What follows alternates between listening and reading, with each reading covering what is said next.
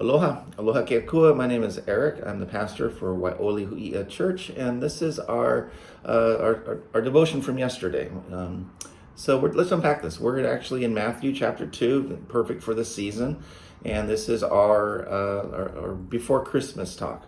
So Matthew chapter 2, verse 1. After Jesus was born in Bethlehem in Judea, during the time of King Herod, Magi from the east came to Jerusalem and asked, "Where is the one who has been born King of the Jews? We saw his star when it rose and have come to worship him." There is a peculiarity in us that just loves intrigue. In every home study group, every church, there's always one, and you know who you are. I was reading the ancient Abyssinian texts from the Babylonian Talmud, and did you know that wise comes from we mixed with the Koine Greek se, which actually means, I don't care. I do love that stuff, actually, and it's exciting tonight. On the 21st, there's the conjunction of planets. Everybody's going, this could be what the star was. But what I do care, and this is what's fun for today, the wise men versus the smart men, maybe they're both, but is what actions you take with your knowledge. So with that said, in our sharing, don't get distracted by the star, what it was or is or was not. As I said, a similar scene that could be coming tonight, emerging, but be attracted to what is important. What we got here, we got some guys heading to Israel to worship Jesus.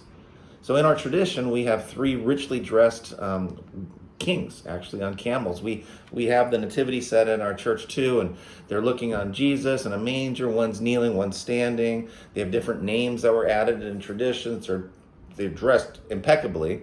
We have poems and songs and fancy nativity scenes. We have a gentleman here making them out of shells. They're pretty awesome. But Matthew records for us just a few things. So what happens is, like a lot of things, our Christmas cards or traditions, they have to fill in the gap. And let's be honest, it makes a great scene. But for today, for fun, let's dig a little deeper and get a little richer with the history. We have some gentlemen. The term is Magi, but sometimes, for ease of translation, it's translated into wise men. For us, we'll focus on their identity and then their inquiry and then discovery, which in turn will point back to who they were. For their identity, we don't have to leave it to legend and tradition to fill in the blanks. Just because the Bible just touches on them this much, we have extra biblical histories. I'm pretty sure that they didn't look like they did all the time. When you see them, they probably dressed a little different. Maybe right before they came to see Jesus, they put on all the fufara, but they were coming from pretty far away. We believe in our tradition, they say there's three. It could have been more, it could have been less. We really get that number from the number of gifts. I'm guessing that some of the guys are like, hey, can I put my name on that gift? They're like, no, dude, get your own gift. Could have been that, could have been more, could have been one less. But again, what we know about them comes from outside the Bible. They are from the East. They are called Magi. We actually get the word magic from this root. They are from a school started in Babylon several hundred years earlier. It was a school of astronomers and astrologers. Don't get excited about astrology. It was a mix that they had, science with some of the fanciful. We believe that they were part of a group that was created by Daniel, our book of Daniel fame in the Old Testament. He was in his time the chief of the Magi. History, again, describes them as astrologers and astronomers. They believe that cosmic forces have an impact on life and history, that there is a designer, and they believe that science pointed them to spirituality. It is interesting that the root word of science originally came from Latin word scientia, which means knowledge, a knowing and expertness or experience. For them, this covered theology, the study of God as well. So for over 500 years, they studied what Daniel had mentioned and kept an eye on the stars. Moses and Daniel had written, keep your eyes on something happening in the constellation of the Virgin, Virgo, and the Lion of Judah, what we call Leo in our zodiac. Because for a nomadic group like the Hebrews, the stars were note cards. They told them of the stories of the past, reminded them, oh, boom, boom, boom, and future happenings. In Hebrew, the zodiac is called the Mazzaroth. It's a biblical Hebrew word. It's found in the book of Job. It literally means a garland of crowns. but its context is that of astronomical constellations. It is interpreted as a term for zodiac or constellations. So again, 500 years separation. After Cyrus the Great gave permission, most of the Jews went back to Israel. The Magi stayed and they were studying, and so that's an 800-mile trip. So they were missing some of the notes that occurred later, some of the last prophets of Israel, the minor prophets we call them. They knew something was going to happen, a king was going to be born. They figured out, go to Jerusalem, because if the king is going to be born, it makes sense that he would be in the capital city. They had seen the evidence of the design of God and a designer in the heavens, and that's what we call general revelation. We can see God, know he's good, it's beautiful, the waves, the stars, the mountains, the Malka, the Magi, but now they needed more. They had the directions, yes, there's the designer, but what does that mean to us? They needed this special revelation found in Scripture. So they're going to travel 800 miles. Camels or not, it's going to take them a while. It's going to take them several months at least. It's going to be a distance of the frontera of Mexico to Oregon. So a long way and less nice. So verse 3, when King Herod heard this, he was disturbed, and all Jerusalem with him. These guys come in, they're like, hey, where's this king of the Jews? And they're going to freak out the population. For this, we need a little more backstory. What's been going on? Now, this is occurring around 2 to 3 BC. Over the years, the Roman Empire has been having a bit of trouble in their eastern frontier. The Parthians, which is who they're coming from, the Iraqis, had kept the legions at bay. In fact, 40 years earlier, the Parthians destroyed an army, a lot of legions, Marcus Linnæus Crassus at the Battle of Carrhae in 53 BC. They actually took the eagles, the Roman standards, a very important battle. Now, they got caught up in some civil wars with the Parthians, and the Romans got caught up in some civil wars. So in a sense, it was just this frontier. Romans were, that whole thing with Caesar and Brutus and Mark Antony, that was holding, everybody was in stasis. But all of a sudden, they're going to show up on this Roman frontier city of Jerusalem, and it's going to cause a stir. And then they're going to walk around saying, hey, where's the king of the Jews? Now, Herod is the king of the Jews, but he's not a Jew. He's actually just a puppet king. He's not even Jewish. He's actually from a tribe called the Edomites.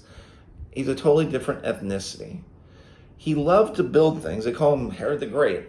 And he even rebuilt the temple, trying to get on the good side. But like a lot of times, you can be somewhere for 40 years and you're still not part of the population. He's already having problems with the Jewish uprisings themselves. These Messiah guys and these zealots and these assassins are popping up everywhere. So when these Parthian kings, wise men, come in, Magi, he's freaked out. So he calls together in verse 4 all the people's chief priests and teachers of the law. These are the scribes. And he asks them, so where's this Messiah, this king of the Jews, going to be born? And they're like, oh, easy, it's in Bethlehem in Judea. They were like, this is what the prophet has written in verse 6. But you, Bethlehem, in the land of Judah, are by no means least among the rulers of Judah. For out of you will come a ruler who will shepherd my people. Understand, Bethlehem is like an outskirts of Jerusalem, and there's a few hundred people there. Now, Herod's like, what the heck? You knew all the time? Can you imagine he's going to be a little cranked with his professional religious people? Now he's getting a little more nervous. So he has the Magi come secretly, and he found out, so when did this star kind of pop up in the heaven? And they said, oh yeah, just a few months ago, or a year ago. And he goes, hey, would you go? He sent them to Bethlehem, it's over here, and go and search carefully for the child. Hey, as soon as you find him, report to me, because I want to go worship him. Right. So again, and this is where my story hinges on this, the thing I see the most. His guys, the professional religious guys, know right away. It didn't take searching. They're like, hey, it's right here in Bethlehem. With all their knowledge, they didn't care. How do we know they didn't care? They didn't go with them. It was a short 6 miles away. I was just there this time last year. I'm shocked how close it is. It's even downhill. These professors, these were law professors. They studied, and trust me, they knew this stuff. They had memorized it. They had memorized the commentaries. They had this down. They're in love with knowledge. They like being the smart ones in the room. You know those guys? But they did nothing with it. I've shared this before, a professor I had in seminary. He said exegesis, which is the studying of Scripture, piecing it out, without application, utilizing it, exegesis without application, is abortion. Your study does not come full term. It's X'd out. There is never a need for the Christ child in these scribes' minds. It messed up their study, got in the way of it. Again, these are smart guys. They're scribes. They memorize the Scripture. Actually, in this period of time, they were prominent leaders of society. They were an institution. Scribe became a title for one who's called a learned guardian of the law. According to Rabbi Ben Sirah, a scribe was also a wise man who had comprehensive knowledge. Well, it turns out these guys were pretty smart, but not so wise and not so comprehensive. Many times we see smart people do really dumb things. This is a prime example. So the scribes knew the stories, had spent their lives, how sad is this, memorizing them, codifying them, but they wouldn't walk 6 miles to see if what they studied was true.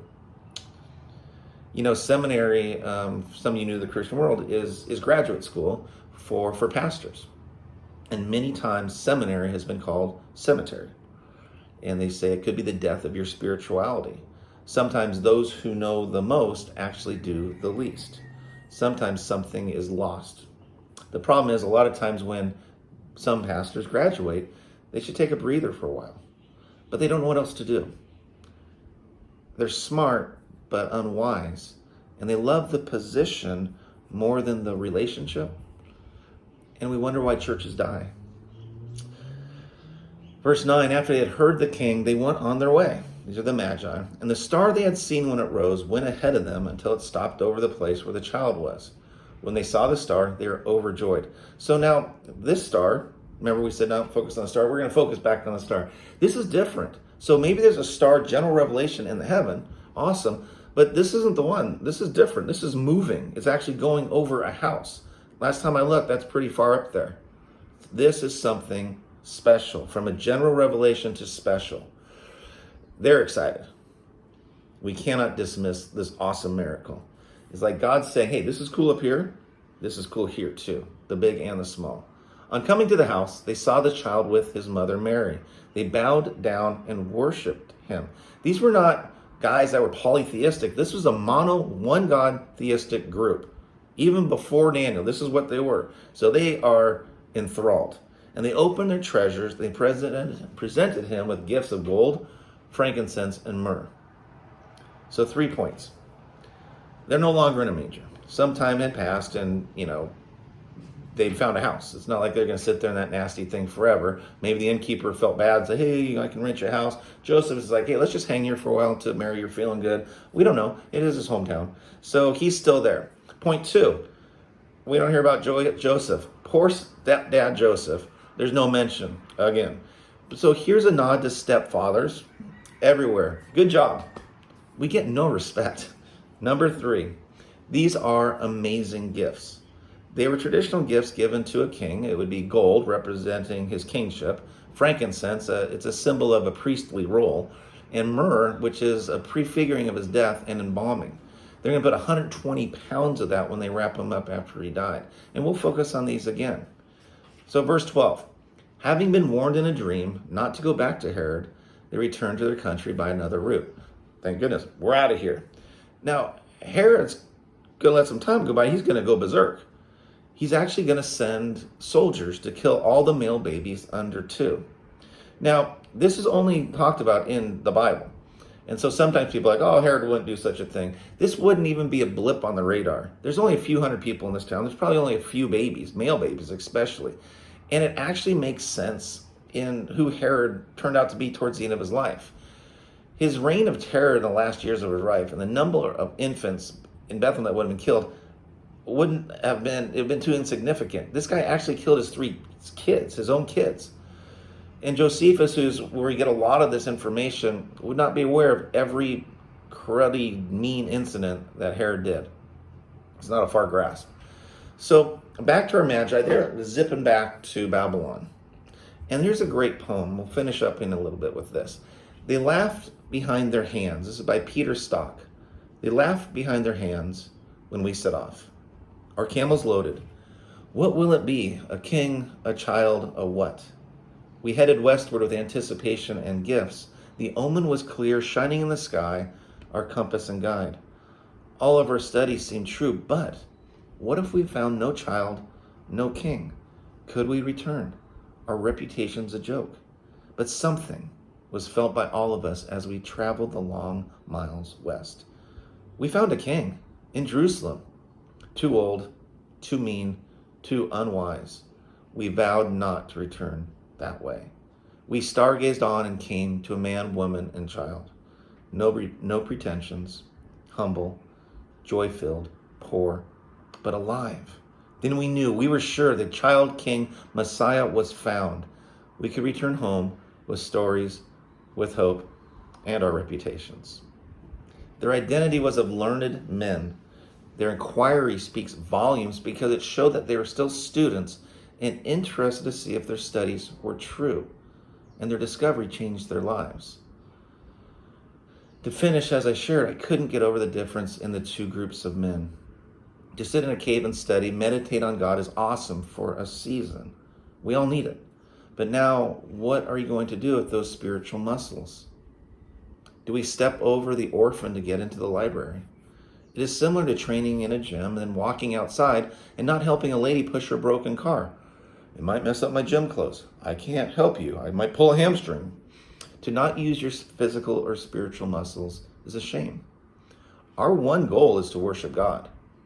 His goal is to have us see each other the way he sees us, with kind of like God bifocals.